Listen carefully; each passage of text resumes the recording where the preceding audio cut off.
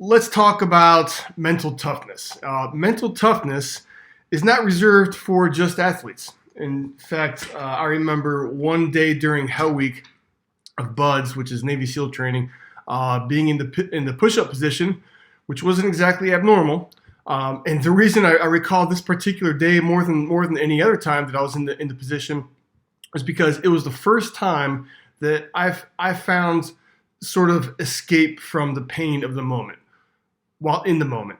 So what I mean is this was probably Thursday of Hell Week, right? And so at this point I'd slept maybe 2 hours the entire week. And what I remember is being yelled at by an instructor, go figure, and my buddy next to me saying something that I just found hysterical, and I couldn't stop laughing. And here I am, my feet are up on the boat, I'm in the push-up position, laughing my ass off. And up until that point, I'd use short-term goals to make it through Hell Week, by focusing on the next evolution, on the next meal, on the current evolution, or just whatever I could to make it through just the next moment, just to get through whatever god-awful exercise we were doing. But this day was different because I noticed myself letting go. I let go of the fear of, thinking to myself, what's going to happen next? And instead just accepted where I was. I accepted what I was doing and who I was with. And it was completely freeing. There was no attachment to an outcome, no expectation, no judgment about my performance or what the instructor might have thought. Just complete trust in myself, my boat crew, and the moment. And what I realized looking back on it now was that it was the beginning of mindfulness. It was the beginning of a mindfulness practice for me that would ebb and flow throughout my career and my life. And now it's something that I've started to cultivate with a much more granular focus because I realize the benefits of it. So let's talk about the truth about mental toughness.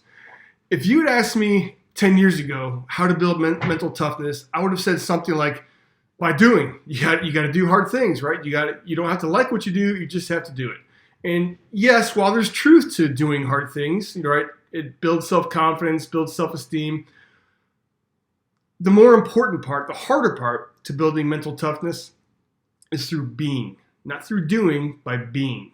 By being mindful of how you are without trying to change it. Being mindful of what you feel without fighting it.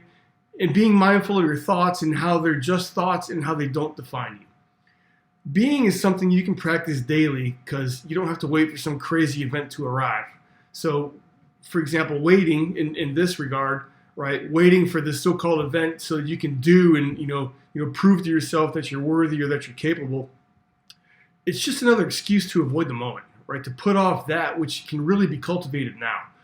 And this also means that the reliance on doing is a deterrent to avoiding the more challenging practice of being with yourself. Sitting with your fears, your thoughts, your emotions, your worries, anything that's unsettling or unpleasant are typically situations we seek to avoid. How do we do that? We do it by suppressing our emotions, by distracting ourselves, by not accepting what is, ruminating. And that's why being is a cornerstone to mental toughness.